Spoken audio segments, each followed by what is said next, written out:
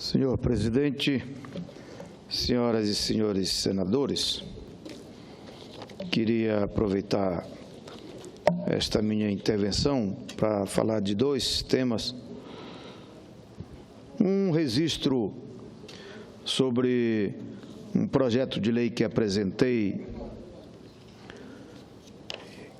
provocado pela realidade do meu estado do Pará, senador Paulo Paim, que é um projeto de lei que trata contra a exploração do trabalho infantil. De acordo com os dados oficiais, entre 2012 e 2013, o Brasil registrou uma queda de 12,3% do número de trabalhadores entre 5 e 17 anos de idade.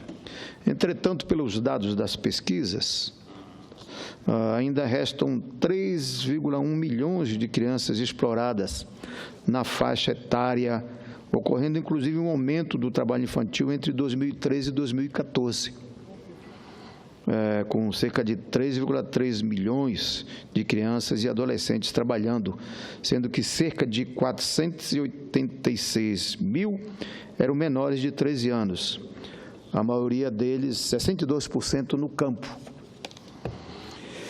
Nós que tivemos uma atuação muito forte como deputado federal lá a partir da Comissão do Trabalho, foi a partir da nossa militância que conseguimos aprovar leis mais duras da minha autoria de combate ao trabalho escravo. Então, eu estou trazendo para esta casa a iniciativa, através de um projeto de lei, a discussão da questão do trabalho infantil.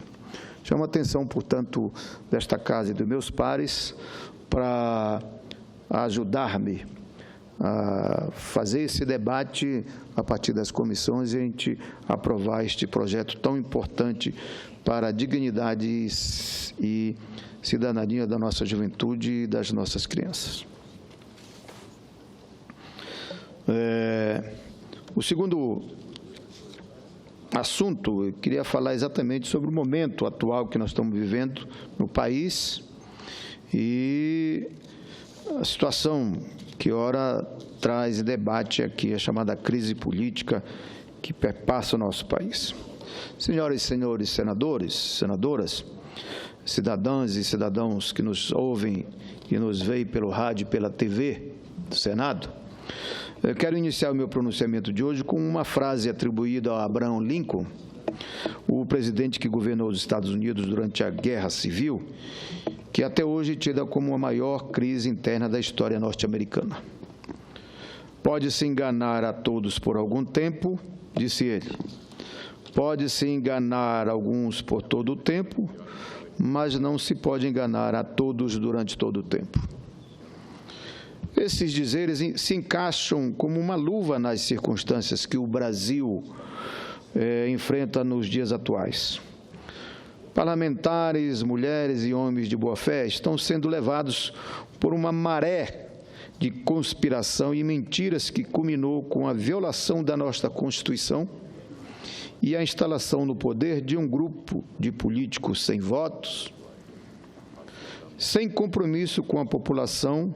Esse grupo agora ameaça a maior parte das famílias brasileiras com medidas antipopulares e antipatrióticas, ao mesmo tempo em que não toca nos interesses das classes mais abastadas.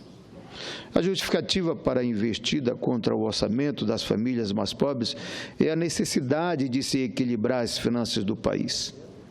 Com números manipulados, um rombo fictícios nas contas nacionais, foram apresentadas para justificar a adoção de medidas que empobrecerá a classe média e levará os pobres à miséria com a eliminação de direitos básicos, como acesso à saúde, à educação. Esforço que estava sendo feito já há muito tempo do governo anterior, iniciado pelo presidente da República, Luiz Inácio Lula da Silva, que buscava, através de uma política de distribuição de renda, com uma política de valorização das nossas riquezas, enfrentar este acúmulo de diferenças entre o rico e o pobre, diferença entre as regiões do nosso país, buscavam um esforço para poder resolver este problema.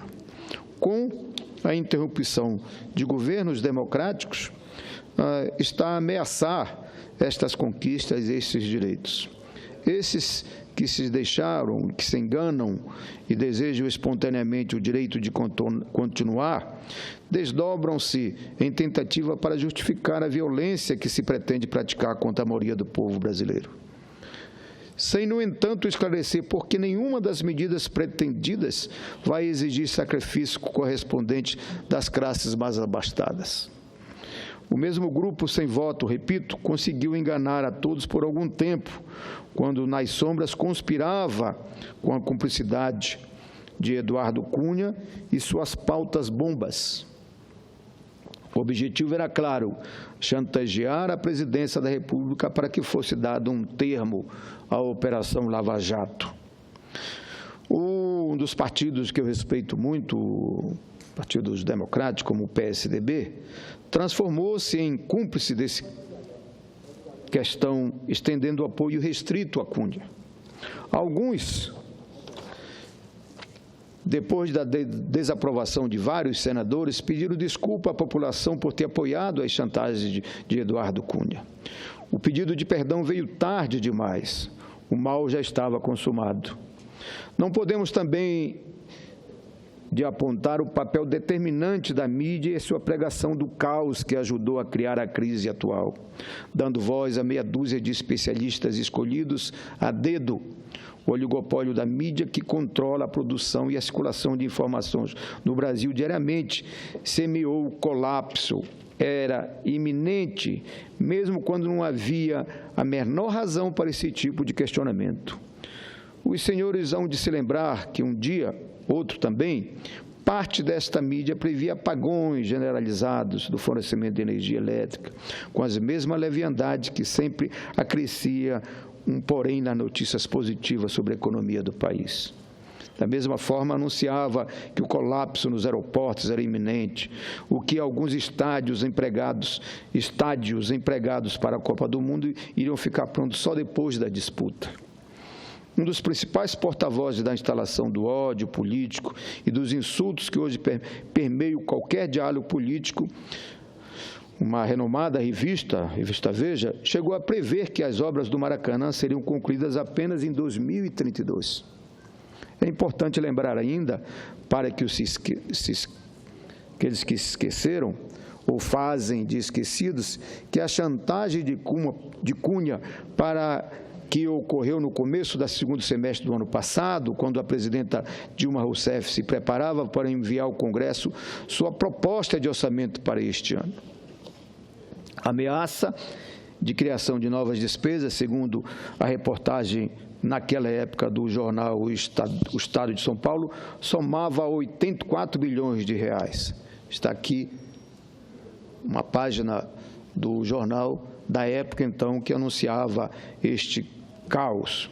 O golpe completava sua primeira etapa. Em 6 de agosto do ano passado, o mesmo Estadão trouxe a reportagem: a Câmara impõe nova derrota ao governo, na qual se lia, abre aspas, mesmo com apelo do vice-presidente e seus aliados, deputados aprovam um reajuste que custarão 2,4 bilhões de reais à União, fecha aspas. Em outras palavras, a missão de bloquear as pautas bombas havia sido confiada e entregue a quem já estava conspirando contra a presidenta Dilma.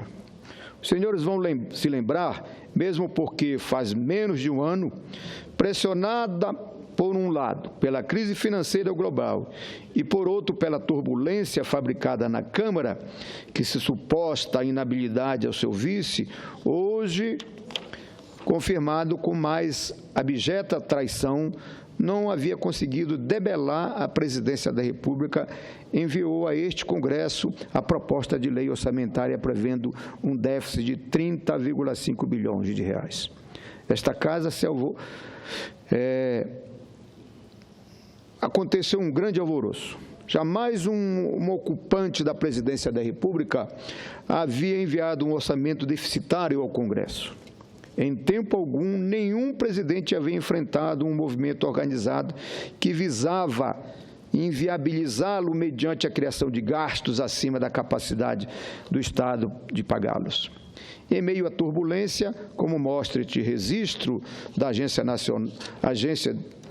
do Senado, no dia 1º de setembro, representantes dos partidos reprovados nas urnas, nas 4 últimas eleições presidenciais, acorreram ao presidente do Senado, Renan Calheiros, para que ele devolvesse a proposta orçamentária, olha aqui a foto da reunião, ao Poder Executivo.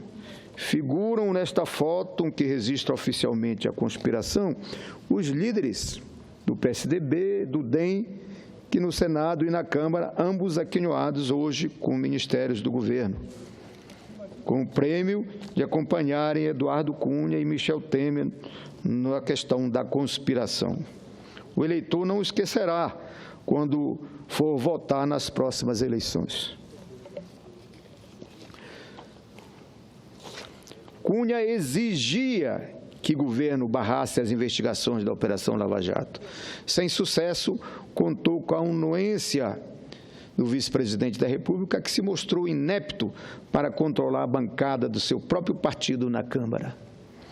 Cunha agora é réu no STF, com seus 6 inquéritos penais para responder a um passo de cassação do mandato e, em seguida, talvez na prisão.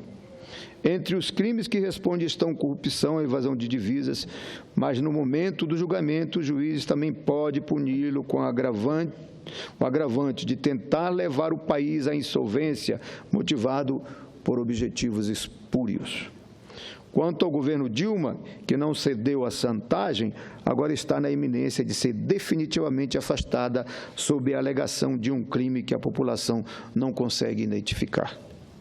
Sem processo penal para responder, sem dinheiro depositado nas contas no exterior, a presidente Dilma tem seu mandato ameaçado por um amontoado de mentiras. Vou repetir, não há crime comprovado que justifique o impeachment montado pela oposição.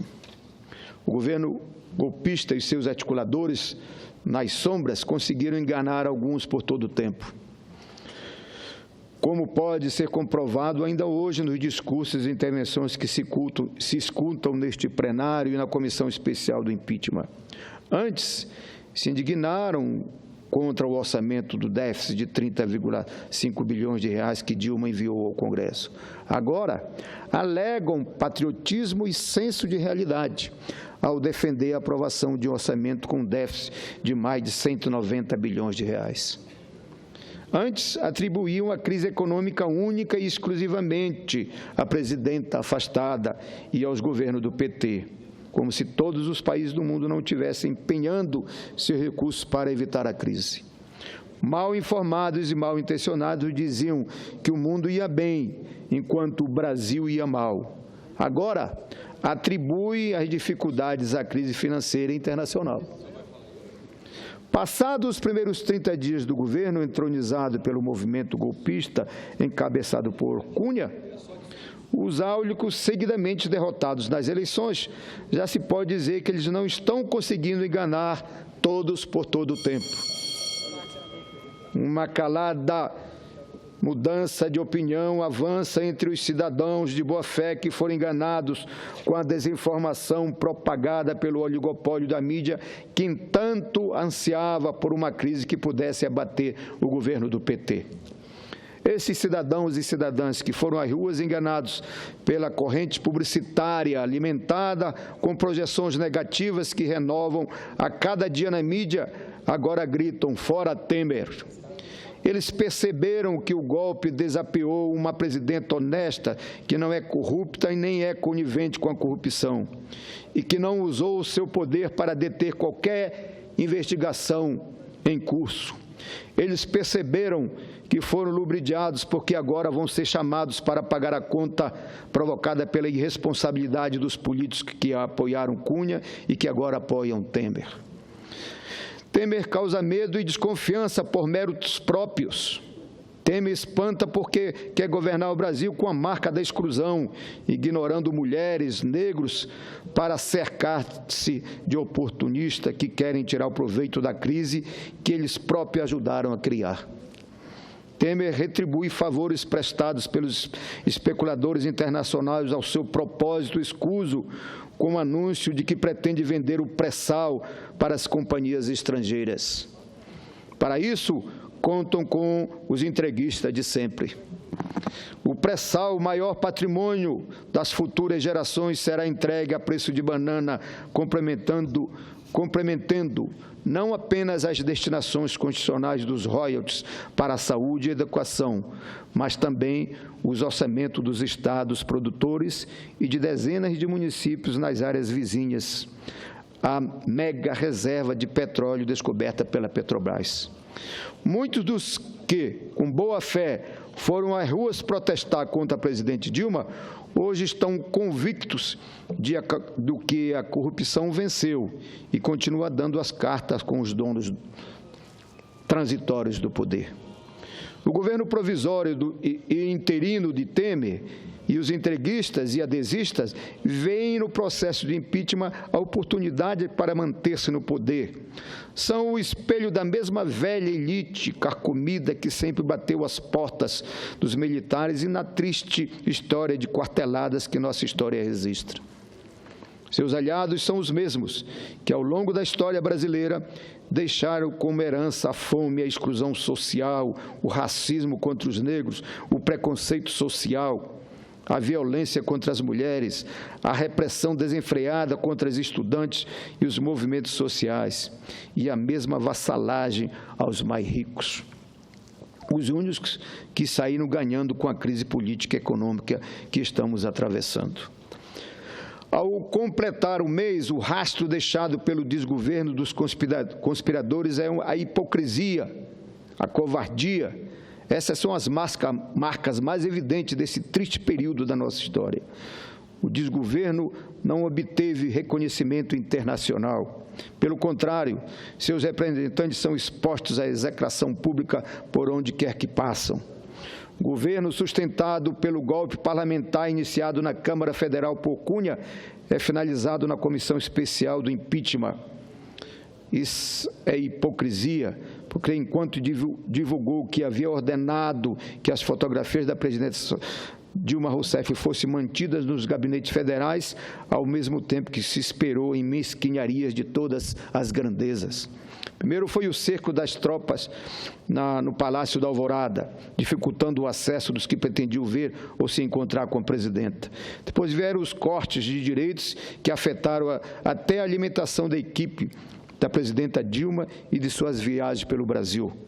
Em seguida, o rebaixamento do salário de sua equipe de assessores. Todos direitos garantidos pela Constituição brasileira.